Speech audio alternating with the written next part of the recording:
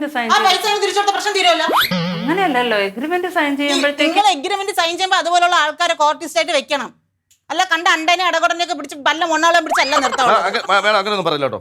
ഞാൻ അറിയപ്പെടുന്ന ഒരു ആർട്ടിസ്റ്റാണ്. എവിടെ അറിയപ്പെടുന്നത്? മനസ്സിലായില്ലേ? എന്റെ വീട്ടിൽ എന്റെ മാമന്മാരെ എല്ലാവർക്കും അറിയാം. വീട്ടിലെ മാമനും കൊച്ചിനും അപ്പൂപ്പനും അറിയാം. അതല്ല ആർട്ടിസ്റ്റ്.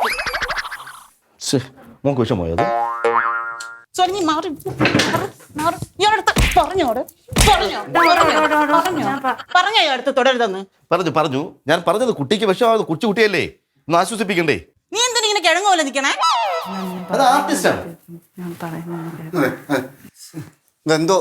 എന്തോ മോളെ പറയാനുള്ളത്? സൂര്യക്ക് എന്തോന്ന് പറയാനുള്ളത്? ഇത് ഓ മൈ ഗോഡ് എന്ന് പറയുന്ന ഒരു പ്രോഗ്രാമാണ് നിന്റെ ചേട്ടൻ ഞാനും കൂടെ ചെയ്തത്.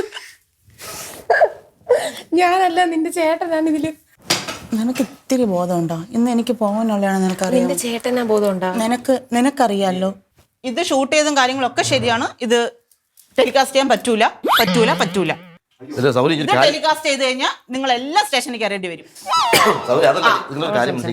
ഒരു സ്പോർട്സ് പേഴ്സൺ ആയിട്ട് എടുക്കാൻ ഒരു സ്പിരിറ്റും ഇല്ല. നിങ്ങളെ സഹോദരി ഒരു സ്പിരിറ്റും ഇല്ല. നിങ്ങളെ സഹോദരി ഹസ്ബൻഡും കൂടെയാണ് നമ്മൾ.